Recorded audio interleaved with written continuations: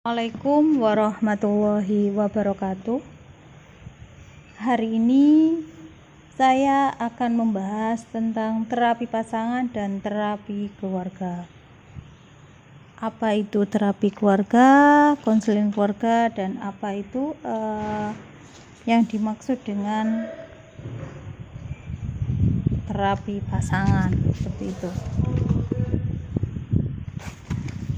Oke, sebelum saya membahas tentang itu, saya ingatkan tentang tugas individu analisa masalah, yaitu jangan lupa untuk menuliskan masalah dalam keluarga yang pernah kalian alami dan membuat Anda sebagai anggota keluarga merasakan emosi negatif, sedih, kecewa, khawatir, takut, dan lain sebagainya. Itu nanti yang dianalisa. Jadi yang dianalisa adalah permasalahannya sendiri.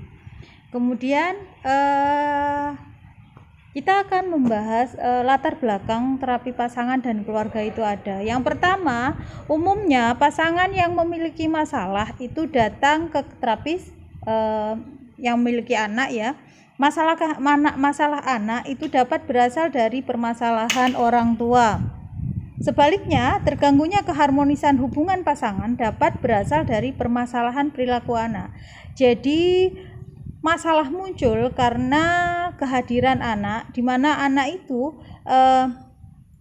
mereka bermasalah karena asalnya adalah dari permasalahan orang tua sehingga anak menjadi korban. Atau sebaliknya, terganggunya keharmonisan hubungan keluarga, hubungan pasangan dalam rumah itu berasal dari permasalahan perilaku anak yang mungkin tidak sesuai dengan yang diinginkan oleh pasangan tersebut. Kemudian yang kedua, latar belakangnya itu adalah disebut terapi pasangan karena individu yang berkeluarga dan memiliki anak belum tentu menikah. Ini banyak terjadi di kota besar.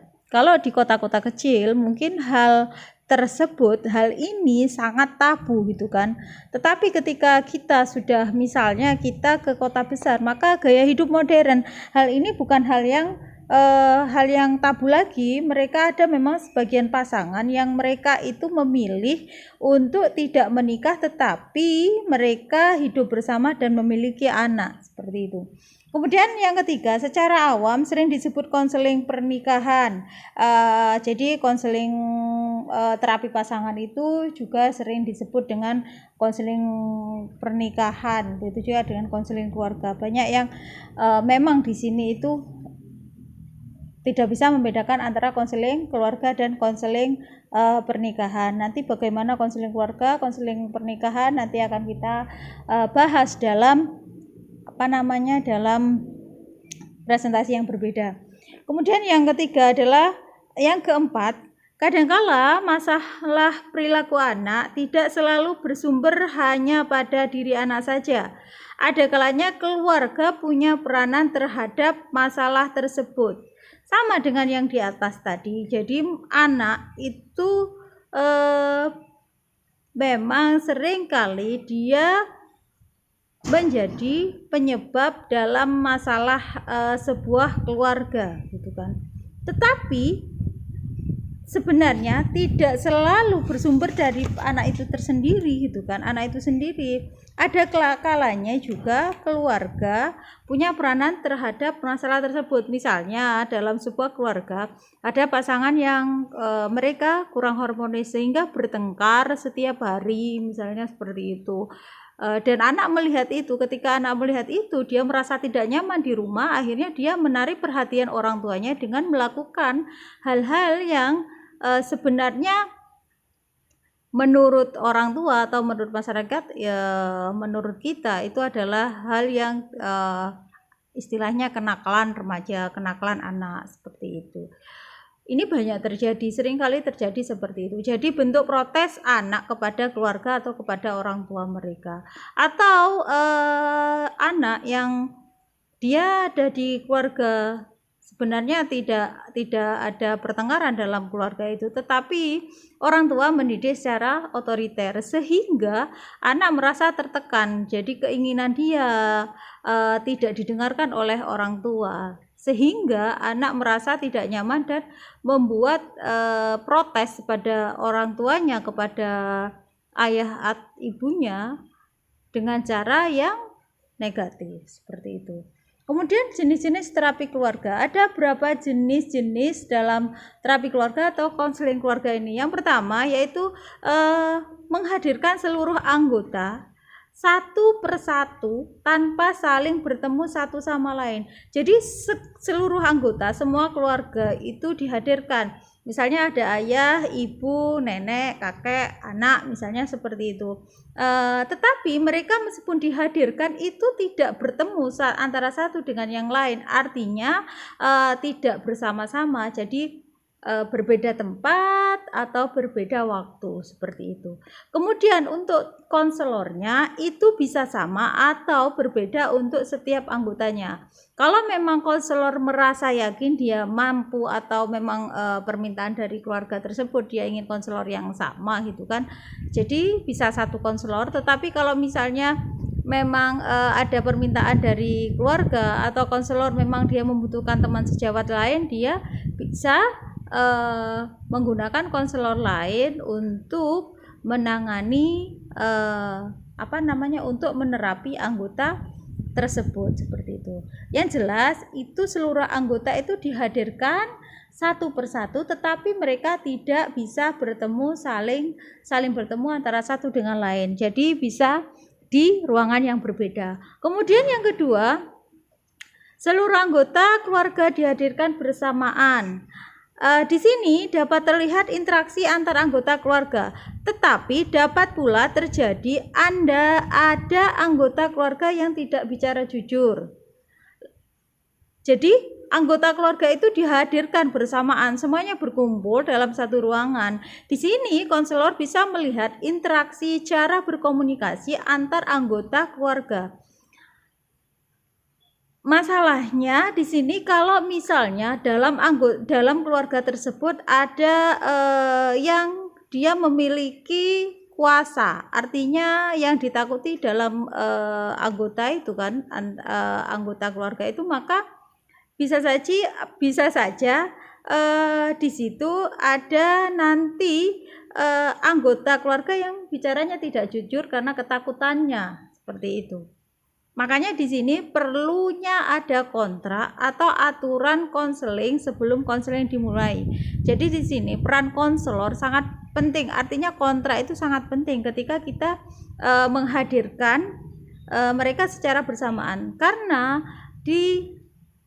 dihindari juga ada kemungkinan antar anggota itu nanti saling menyerang antara satu dengan yang lain, saling menyalahkan antara satu dengan yang lain. Maka di sini perlu adanya kontrak atau aturan terapi yang jelas, aturan konseling yang jelas. Yang ketiga adalah kombinasi antara kedua jenis di atas. Jadi kombinasi antara anggota dihadirkan satu persatu ataupun anggota dihadirkan secara bersamaan. Kita lihat, kita sebagai konselor melihat sesuai dengan kondisi yang ada. Kemudian dalam kondisi apa terapi keluarga dan pasangan itu diperlukan? Yang pertama, ketika terapi individual gagal atau lambat perkembangannya. Sudah melakukan konseling individu tetapi kok perkembangannya itu lambat atau kok konseling individunya gagal, maka bisa dilakukan terapi keluarga atau terapi pasangan ini. Yang kedua adalah ketika perkembangan individu yang merupakan hasil konseling menyebabkan stres atau gangguan pada satu atau lebih anggota keluarga lainnya. Stres itu adalah tekanan fisik atau psikis akibat masalah tertentu seperti itu. Yang ketiga adalah masalah pernikahan. Karena ketika ada dalam masalah pernikahan, maka memang dibutuhkan komunikasi antar pasangan atau antar keluarga. Kemudian yang keempat, terjadi konflik antara orang tua dan anak. Yang kelima adalah terjadi masalah keluarga yang pelik, di mana di situ tidak dapat diselesaikan, harus menghadirkan anggota keluarga itu satu persatu atau secara bersamaan. Karena memang kalau tidak dihadirkan maka tidak akan ada titik temu, sehingga masalah ini menjadi masalah yang sangat pelik seperti itu. Kemudian karakteristik terapi keluarga. dalam terapi keluarga ini anggotanya adalah bagian dari satu keluarga yang sedang mengalami masalah. Bagaimana misalnya ada anggota keluarga lain yang dia itu ikut di dalamnya? Ya enggak boleh, karena memang di situ adalah anggotanya itu adalah satu keluarga yang sedang mengalami masalah. Kalau misalnya memang diperlukan informasi dari keluarga yang lain, kita memang boleh gitu kan untuk bertanya, mencari informasi, tetapi sebaiknya memang adalah satu keluarga yang sedang mengalami masalah, sehingga masalah itu tidak menjadi panjang lebar dan fokus pada masalah yang sebenarnya. Yang kedua adalah setiap anggota keluarga mengikuti proses terapi atau konseling. Karena ketika misalnya ada konseling, ada anggota keluarga yang tidak mengikuti proses, maka ini akan menjadi kurang sempurna. Artinya begini, kadang ada beberapa informasi yang tidak bisa kita dapatkan dari anggota keluarga yang lain. Kemudian juga sebagai konselor kurang bisa menganalisa. Kalau misalnya anggota keluarga yang dihadirkan tidak lengkap seperti itu, maka nanti konselor akan mengalami kesulitan dalam menganalisa bagaimana cara mereka berkomunikasi, bagaimana selama ini cara mereka berinteraksi antara satu dengan yang lain, dan bagaimana misalnya kebiasaan dalam kehidupan keluarga mereka. Kemudian yang ketiga adalah setiap anggota keluarga dilatih untuk mendengar secara empatis dan mengungkapkan pemahamannya mengenai perkataan lawan bicara. Jadi ketika ada keluarga yang keluarga yang berbicara, konselor itu melatih agar anggota yang lain itu mendengarkan secara empati. Jadi secara empatis itu artinya anggota yang lain dia berusaha untuk memahami dan memahami apa sih yang dirasakan oleh anggota yang lain, seperti itu. Dan di sini anggota yang lain itu dia dilatih untuk mengungkapkan pemahamannya mengenai perkataan lawan bicara. Karena memang seperti yang pernah saya jelaskan bahwa komunikasi antar laki-laki dan perempuan itu juga berbeda gitu kan. Kadang-kadang permasalahan dalam keluarga, dalam pasangan, konseling pasangan, konseling perkawinan, konseling keluarga itu berasal dari miskomunikasi atau komunikasi yang salah, pemahaman komunikasi yang salah antar lawan jenis, seperti itu. Karena memang di sini bisa membuat satu permasalahan itu yang misalnya ya, laki-laki ketika melihat istrinya pulang gitu kan, istrinya pulang ke rumah, kemudian melihat sebenarnya istrinya kok diam saja, enggak biasanya gitu kan. Kemudian ditanya oleh si suami, "Ma, ada apa? Mama ada masalah," misalnya seperti itu. Kemudian si istri meskipun dia punya masalah, kebiasaannya adalah si istri itu bilang enggak apa-apa, seperti itu. Ditanya lagi sama suaminya, "Kenapa Ma, ada masalah?" "Enggak apa-apa," misalnya seperti itu. Sampai 3 kali misalnya.